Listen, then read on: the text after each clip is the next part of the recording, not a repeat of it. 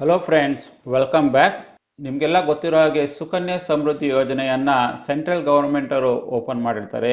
ಈ ಸ್ಕೀಮ್ನ ಯಾಕೆ ಓಪನ್ ಮಾಡಿದ್ದಾರೆ ಅಂದರೆ ಹೆಣ್ಣು ಮಕ್ಕಳಿಗೆ ಸಾಕಷ್ಟು ರೀತಿಯಲ್ಲಿ ಅನುಕೂಲ ಆಗಲಿ, ಅವರ ಎಜುಕೇಷನ್ಗೆ ಅನುಕೂಲ ಆಗಲಿ, ಅವರ ಭವಿಷ್ಯಕ್ಕೆ ಅನುಕೂಲ ಆಗಲಿ, ಅವರ ಮ್ಯಾರೇಜ್ಗೆ ಅನುಕೂಲ ಆಗಲಿ ಅಂತ ಸೆಂಟ್ರಲ್ ಗವರ್ಮೆಂಟ್ ಅವರು ಈ ಸ್ಕೀಮ್ನ ತಂದಿದ್ದಾರೆ. ಮತ್ತೆ ಈ ಸ್ಕೀಮಲ್ಲಿ ಸಾಕಷ್ಟು ರೀತಿಯಲ್ಲಿ ಒಳ್ಳೆ ಇಂಟ್ರೆಸ್ಟಲ್ಲಿ ನಿಮಗೆ ಹಣ ಸಿಗುತ್ತೆ. ನಿಮಗೆ ಸುಕನ್ಯಾ ಸಮೃದ್ಧಿಯಲ್ಲಿ ನೀವು ಹಣ ಇದ್ದಾಗ ಬೇರೆ ಯಾವುದೇ ಪೋಸ್ಟ್ ಆಫೀಸ್ ಸ್ಕೀಮ್ಗಿಂತ ಈ ಸ್ಕೀಮಲ್ಲಿ ನಿಮಗೆ 0.5 ಇಂಟ್ರೆಸ್ಟ್ ಜಾಸ್ತಿ ಕೊಡ್ತಾರೆ. ಇದರಲ್ಲಿ ನಿಮಗೆ ಇಂಟ್ರೆಸ್ಟ್ ಜಾಸ್ತಿ ಕೊಡ್ತಾರೆ. ಆದ್ದರಿಂದ ಪ್ರತಿಯೊಬ್ಬ ತಂದೆ ತಾಯಿಗಳು ಅವರ ಗಾರ್ಡಿಯನ್ನು, ಯಾರು ಹೆಣ್ಮಕ್ಳ ಗಾರ್ಡಿಯನ್ ಇರ್ಬೋದು, ಯಾರು ಹೆಣ್ಮಕ್ಳ ತಂದೆ ತಾಯಿಗಳಿರ್ಬೋದು, ಅವರು ಇಷ್ಟು ಮೊತ್ತದ ಹಣನ ಪ್ರತಿ ತಿಂಗಳು ಇಷ್ಟು ಮೊತ್ತದ ಹಣನ ಡಿಪಾಸಿಟ್ ಮಾಡ್ಕೊಂಡು ಹೋದರೆ ಅವರ ಮಕ್ಕಳ ಭವಿಷ್ಯ ತುಂಬ ಚೆನ್ನಾಗಾಗುತ್ತೆ.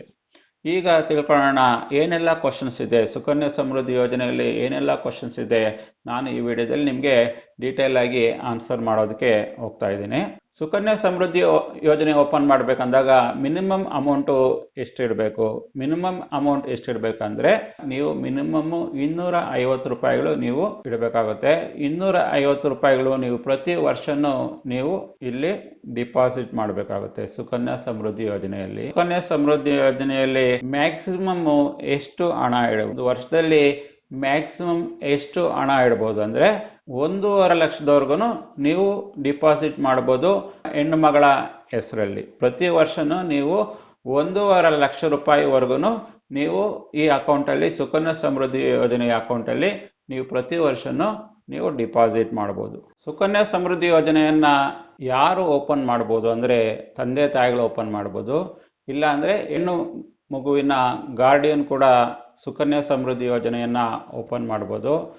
ಹೆಣ್ಣು ಮಗು ಯಾವಾಗ ಜನಿಸಿರುತ್ತೋ ಜನಿಸಿದಿಂದ 10 ವರ್ಷದ ಒಳಗಡೆ ನೀವು ಸುಕನ್ಯಾ ಸಮೃದ್ಧಿ ಯೋಜನೆಯನ್ನ ಓಪನ್ ಮಾಡಬಹುದು. ಒಂದು ಹೆಣ್ಣು ಮಗುವಿಗೆ ಎಷ್ಟು ಸುಕನ್ಯಾ ಸಮೃದ್ಧಿ ಅಕೌಂಟ್ನ ಕ್ರಿಯೇಟ್ ಮಾಡ್ಬೋದು? ಒಬ್ಬ ಗಾರ್ಡಿಯನ್ ಆಗಿ, ಒಂದು ತಂದೆ ತಾಯಿಯಾಗಿ ಎಷ್ಟು ಸುಕನ್ಯಾ ಸಮೃದ್ಧಿ ಯೋಜನೆಯ ಅಕೌಂಟ್ ಓಪನ್ ಮಾಡ್ಬೋದು ಅಂದರೆ ಒಂದು ಹೆಣ್ಣು ಮಗುವಿಗೆ ಓನ್ಲಿ ಒಂದು ಅಕೌಂಟ್ನ ಓಪನ್ ಮಾಡ್ಬೋದು.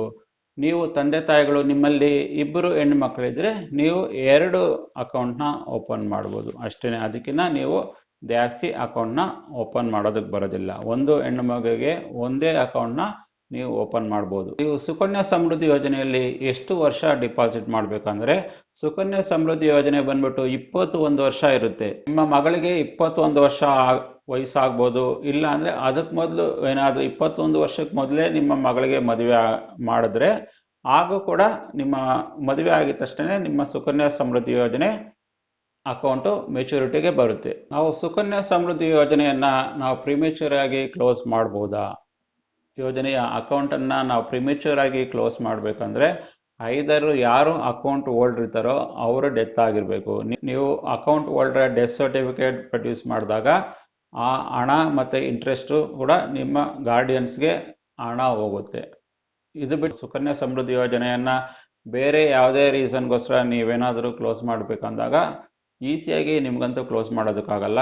ಯಾಕಂದರೆ ಸಾಕಷ್ಟು ರೀತಿಯಲ್ಲಿ ಕಾರಣಗಳು ಕೇಳ್ತಾರೆ. ಆ ಕಾರಣಗಳು ಖಂಡಿತವಾಗಿ ಅವ್ರಿಗೆ ಅಕ್ಸೆಪ್ಟ್ ಆಗಬೇಕು. ಯಾಕಂದರೆ ಇಲ್ಲಿ ಸಾಕಷ್ಟು ರೀತಿಯಲ್ಲಿ ಅಪ್ರೂವಲ್ಸು ಬೇಕಾಗುತ್ತೆ. ಲೈಫ್ ಥ್ರೆಟನಿಂಗ್ ಡಿಸೀಸಸ್ ಇರ್ಬೋದು, ಇಲ್ಲ ಅಂದರೆ ಬೇರೆ ಯಾವುದೇ ಕಾರಣಕ್ಕಿರ್ಬೋದು. ನೀವು ಈ ಬೇರೆ ಎಲ್ಲ ಕಾರಣಗಳನ್ನೇನಾದರೂ ನೀವು ಕೊಟ್ಟು ನೀವು ಪ್ರಿಮೇಚೂರಲ್ ಆಗಿ ನೀವು ವಿಡ್ರಾ ಮಾಡ್ಕೊಳ್ಬೇಕು ಅಂದರೆ ನೀವು ಸಾಕಷ್ಟು ರೀತಿಯಲ್ಲಿ ರೀಸನ್ ಕೊಟ್ಟು ಆ ರೀಸನ್ನು ಅವ್ರಿಗೆ ಅಕ್ಸೆಪ್ಟ್ ಆದರೆ ನಿಮಗೆ ಅವರು normal post office interest rate ಪ್ರಕಾರ ನೀವು ಎಷ್ಟು ಹಣ ಇಟ್ಟಿರ್ತೀರೋ ಅದಕ್ಕೆ ತಕ್ಕಂತೆ ಇಂಟ್ರೆಸ್ಟ್ನ ಕ್ಯಾಲ್ಕುಲೇಟ್ ಮಾಡಿ ನಿಮಗೆ ಹಣನ ವಾಪಸ್ ಕೊಡ್ತಾರೆ. ನೀವು ಸುಕನ್ಯಾ ಸಮೃದ್ಧಿ ಯೋಜನೆಯಲ್ಲಿ ನೀವು ಮಿನಿಮಮ್ ಏನು ಹೇಳಿದಾರೋ 250 ರೂಪಾಯಿ ಪ್ರತಿ ವರ್ಷ ನೀವು ಕಟ್ಟಿಲ್ಲ ಅಂದರೆ ಏನಾಗುತ್ತೆ?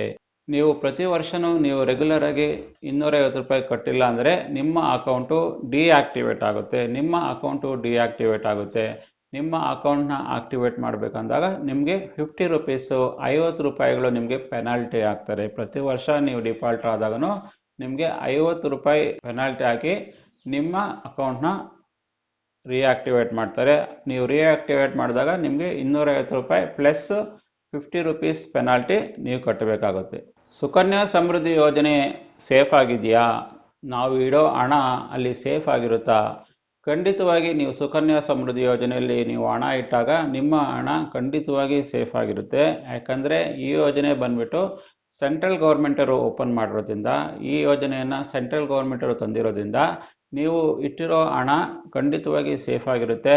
ನಿಮಗೆ ಒಳ್ಳೆ ರೀತಿಯಲ್ಲಿ ನೀವು ಇಲ್ಲಿ ನಿಮ್ಮ ಹಣನ ಡಿಪಾಸಿಟ್ ಮಾಡಿದಾಗ ನಿಮಗೆ ಖಂಡಿತವಾಗಿ ಒಳ್ಳೆ ರೀತಿಯಲ್ಲಿ ರಿಟರ್ನ್ಸು ಸಿಗುತ್ತೆ.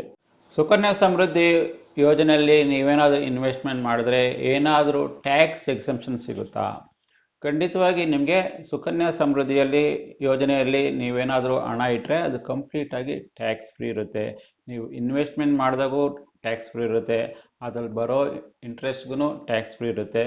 ನೀವು ವಿತ್ಡ್ರಾ ಮಾಡಬೇಕಂದ್ರೂ ನಿಮಗೆ ಟ್ಯಾಕ್ಸ್ ಫ್ರೀ ಇರುತ್ತೆ. ಪ್ರತಿ ವರ್ಷ ಏನು ಅಲ್ಲಿ ಹಣ ಇಡ್ತಿರೋ ಅದು ಕೂಡ ಸೆಕ್ಷನ್ 80C ಪ್ರಕಾರ ನಿಮಗೆ ಟ್ಯಾಕ್ಸ್ ಎಕ್ಸೆಂಪ್ಷನ್ ಸಿಗುತ್ತೆ. ಸುಕನ್ಯಾ ಸಮೃದ್ಧಿ ಯೋಜನೆಯ ಅಕೌಂಟ್ನ ಓಪನ್ ಮಾಡಬೇಕಂದ್ರೆ ಯಾವೆಲ್ಲ ಡಾಕ್ಯುಮೆಂಟ್ಸ್ ಬೇಕು? ನಿಮ್ಮ ಮಗಳ ಡೇಟ್ ಆಫ್ ಬರ್ತ್ ಸರ್ಟಿಫಿಕೇಟ್ ಬೇಕಾಗುತ್ತೆ. ನೀವು ನಿಮ್ಮ ಮಗಳ ಹೆಸರಲ್ಲಿ ಸುಕನ್ಯಾ ಸಮೃದ್ಧಿ ಯೋಜನೆಯ ಅಕೌಂಟ್ ಓಪನ್ ಮಾಡಬೇಕಂದ್ರೆ ನಿಮ್ಮ ಮಗಳ ಡೇಟ್ ಆಫ್ ಬರ್ತ್ ಸರ್ಟಿಫಿಕೇಟ್ ಬೇಕಾಗುತ್ತೆ. ಮತ್ತು ನಿಮ್ಮ ಫೋಟೋ ಬೇಕಾಗುತ್ತೆ. ನೀವು ಯಾರು ಗಾರ್ಡಿಯನ್ನು ಇಲ್ಲಾಂದರೆ ಪೇರೆಂಟ್ಸ್ ಆಗಿರ್ತೀರೋ ನಿಮ್ಮ ಫೋಟೋ ಕೊಡಬೇಕಾಗುತ್ತೆ. ಪ್ಲಸ್ಸು ನಿಮ್ಮ ID ಪ್ರೂಫು ಮತ್ತು ಅಡ್ರೆಸ್ ಪ್ರೂಫು ಕೂಡ ಕೊಡಬೇಕಾಗುತ್ತೆ. ID ಪ್ರೂಫ್ಗೆ ಆಧಾರ್ ಕಾರ್ಡ್ ಇರ್ಬೋದು, ಅಡ್ರೆಸ್ ಪ್ರೂಫ್ಗೂ ಆಧಾರ್ ಕಾರ್ಡು ಕೂಡ ಯೂಸ್ ಆಗುತ್ತೆ. ನಾನು ಸುಕನ್ಯಾ ಸಮೃದ್ಧಿ ಯೋಜನೆಯಲ್ಲಿ ಹಣನ ಡಿಪಾಸಿಟ್ ಮಾಡ್ತಾ ಇದ್ದೀನಿ.